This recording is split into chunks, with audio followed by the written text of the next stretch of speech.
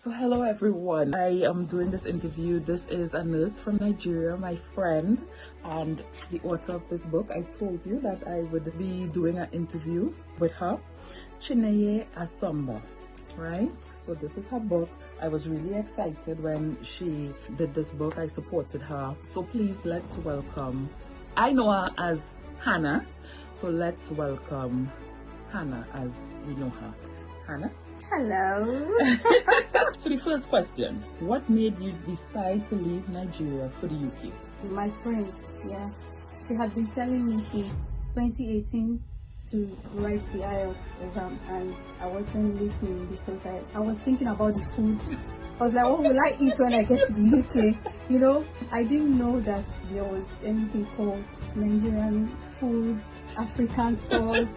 You know, if I had known, to be honest, I would have been here in 2018 or even earlier. Yeah, so she left a year before me, and then I was kind of lonely in the hospital because she was my gist partner and our works were very close. So I was like, man, I'm lonely in this place. So, and then she was always on video call telling me, this is what we did, this is what we did. I was like, really? So I decided, okay.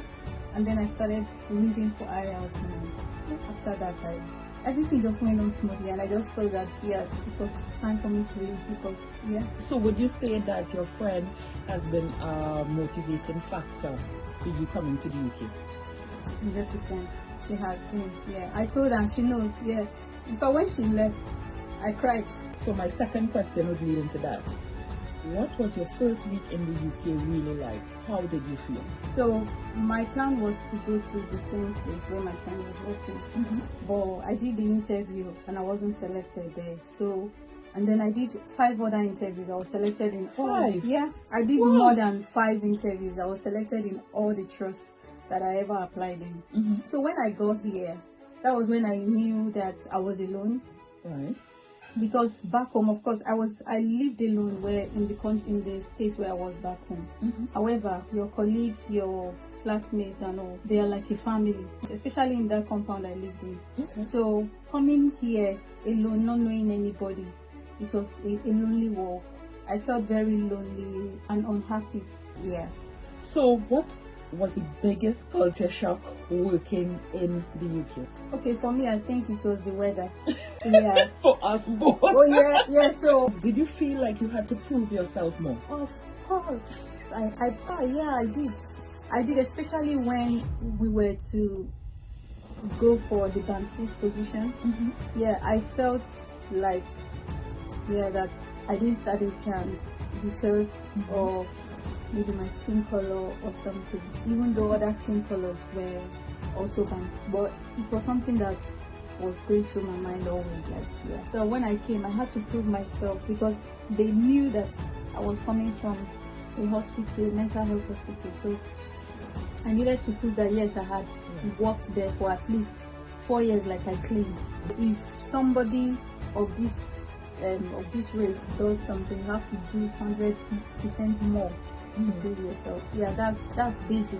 No one will tell me it's not true. That's the truth.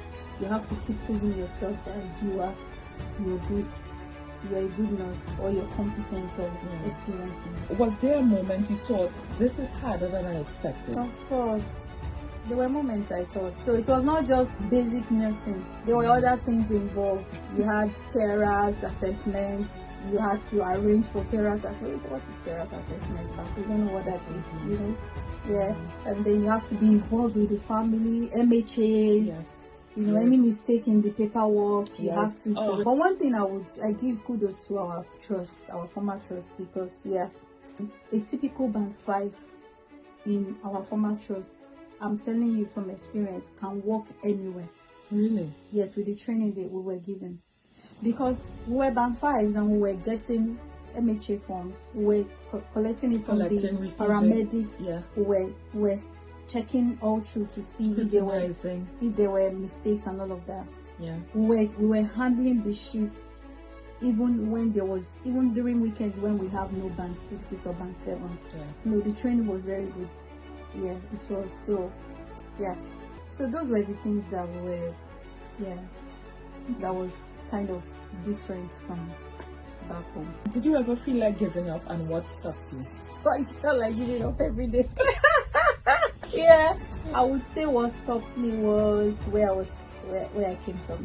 Not that I needed to prove anything to anyone, but I know that if I give up and I go back home, it would be mockery. Nobody would understand. My siblings may understand, yeah. I don't know what they will be thinking in their quiet moments, but they will try to understand because it's me, and they don't want me to feel bad. However, the extended family will not understand. Yeah. And number two, I encourage, like the Bible says, David encouraged himself in the Lord. I encourage myself in God. I encourage myself, yeah, because you know when you're saying it, people will be like, baby, they don't want us to come. Honestly, anyone that wants to come, please come. Please come. Please come. However, you know, there were times that I gave up. I was like, okay, this is not me now. This is just a moving being. This is not who I am. I was just a shadow of myself. It humbled me, yeah, it did. The resilience that we're always practicing back home, we thought we were resilient. No, that resilience is learning. Come here and exhibit resilience in every aspect of what it means to live in diaspora. Then you would know that you've been through. You're strong and you're actually resilient. So the real meaning or the actual meaning of resilience that resonates with me now than before. Yeah. How different was band 6 compared to band 5 interview? Oh no, so band 5 interview was it was a walkover, you know. Yeah, it's not to be compared, it's not comparable at all, because band 6 is about management. They want to know your management skills, your leadership skills, your organizational skills. That's what they want to know, and how you're going to implement them, how you're going to lead conflict resolution and all of that. That's what they want to know. As a band 5, you're taking instructions. The only leadership role I think you're doing as a band 5 is to be a nurse in charge, or maybe present during MDT. So we move on to band 7. So you are band 6, you left the trust. Yeah. And you went to another trust. What made you think about even applying for band 7? Okay, so yeah, just for the records, I went to another trust as a band 6, and then I started applying for band 7 from there. Yeah. Okay, what made me think about applying for band 7 role? Because I thought I could do it. Yeah. So now in the team where I work, which is the liaison team, but you know, we leave most of the time when we have difficult cases, we sometimes say, okay, let's leave it for the clinical lead, let's leave it for the band 7.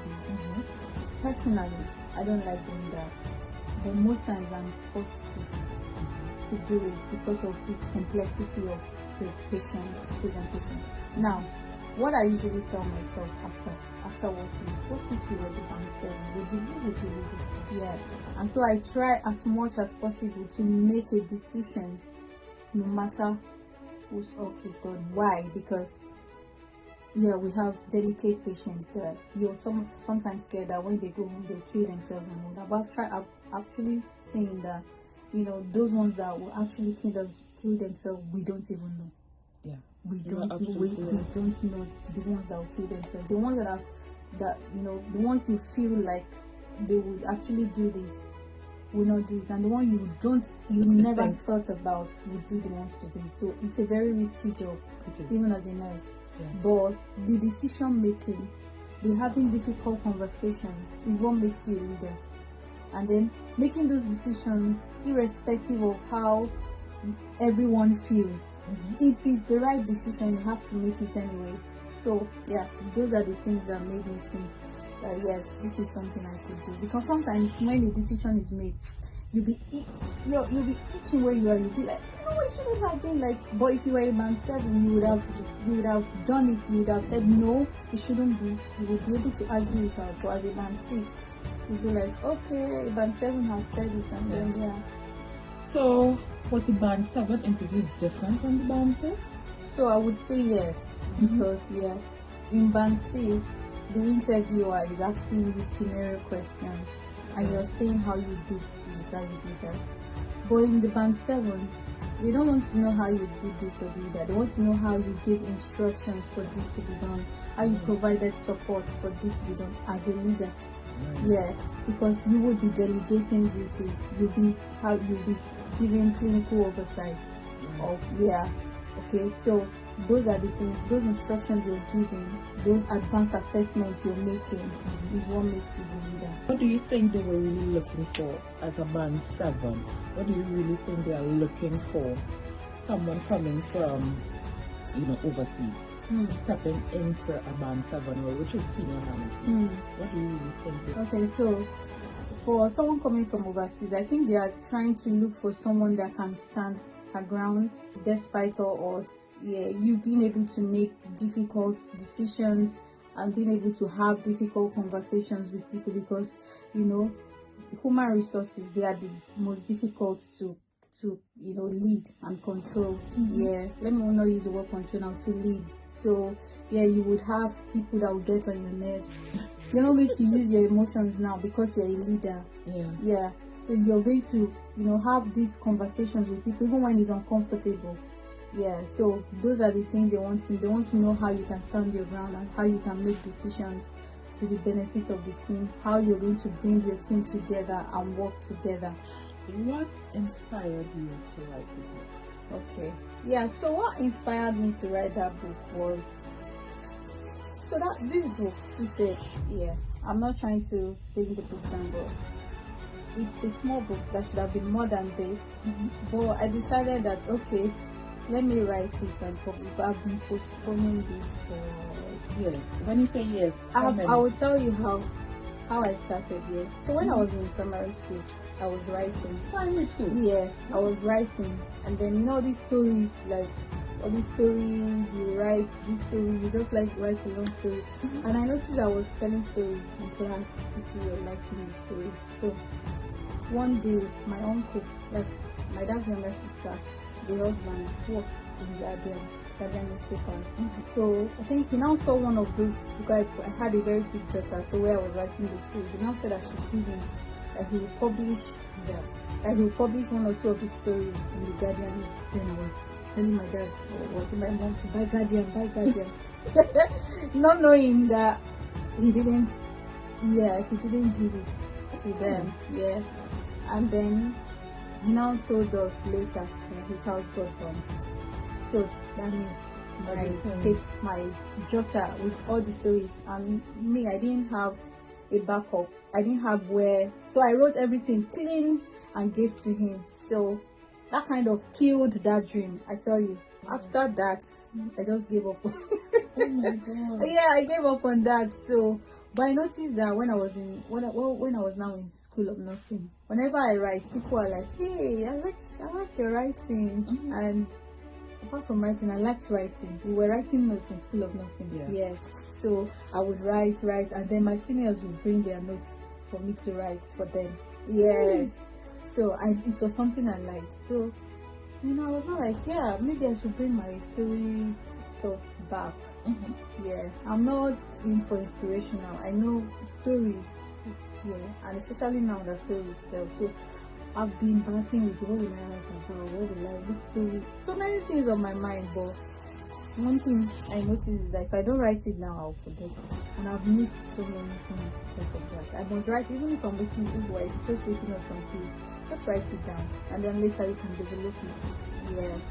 So this one, it's been a while. Like, I just wanted to write something, and then I was inspired because I just wanted to inspire others too. But I got to a point, like, you get to that point in your life where you be like, are you questioning God?